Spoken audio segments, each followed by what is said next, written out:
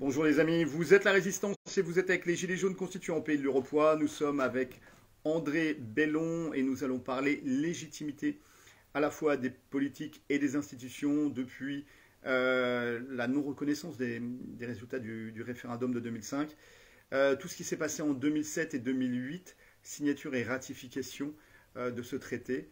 D'après toi, citoyen, depuis cette époque-là, 2007-2008, les politiques, tous les politiques que l'on voit s'agiter, grenouiller à l'Assemblée nationale, dans les médias, etc., ainsi que les institutions, n'ont plus de légitimité.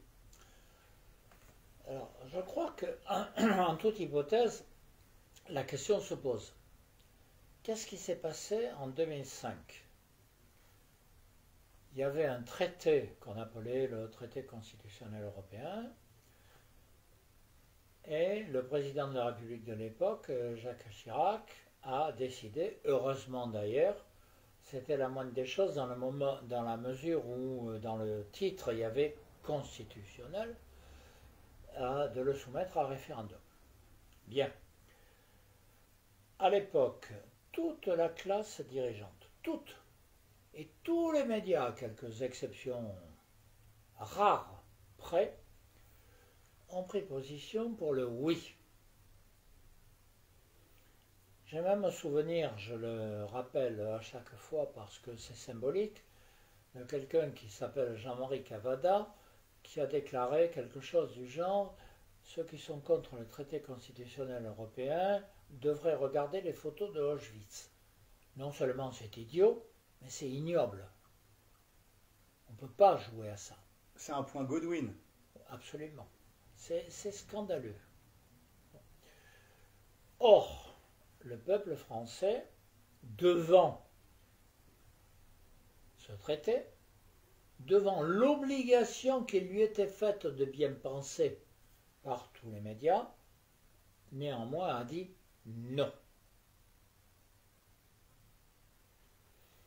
Moi j'ai souvenir d'avoir, au cas où ça étonnerait quelqu'un, j'ai milité évidemment pour le non, j'ai fait pas mal de réunions, j'ai souvenir à Limoges d'avoir dit dans une intervention, alors qu'il y avait 1% de la population qui était là.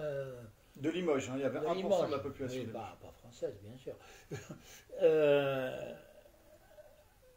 Extraordinaire, un rassemblement unique, sans doute unique depuis la Libération d'ailleurs.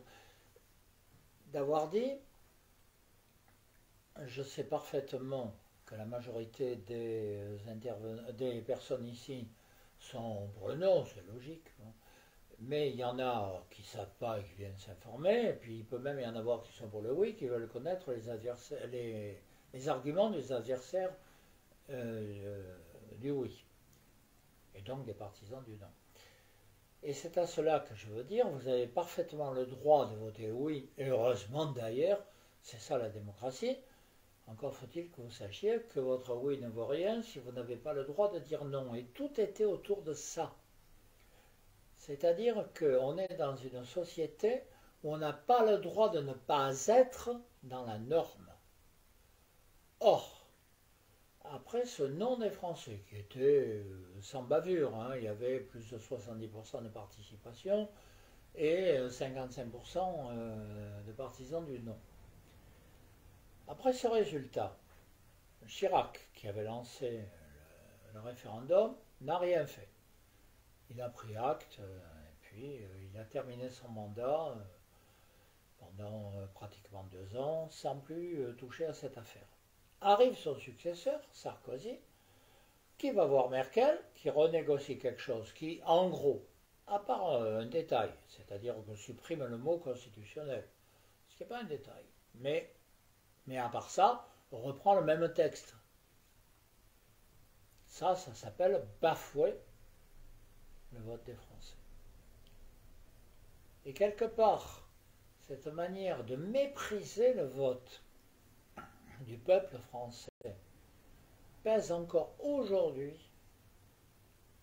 dans le fonctionnement de la vie publique. Il n'y a plus de confiance envers les institutions qui sont capables de bafouer la volonté. On ne peut pas dire pourtant que cette volonté, on lui donne beaucoup d'occasions de s'exprimer. Mais là, il y en avait une. Et cette volonté a été bafouée par les deux grands partis de l'époque. Hein. Le parti de Sarkozy parce qu'il a voulu que ce soit bafoué, et le parti de François Hollande parce qu'il a laissé faire. On est dans cette situation où il n'y a plus de confiance, ou donc, d'une certaine façon, il n'y a plus de fonctionnement normal des institutions, de la démocratie, et donc où il n'y a plus de légitimité des institutions. Puisque ceux qui sont élus ne tiennent pas compte de ce que souhaite leur mandat. Et donc, la question de la légitimité, de la démocratie, est depuis ce temps-là à l'ordre du jour.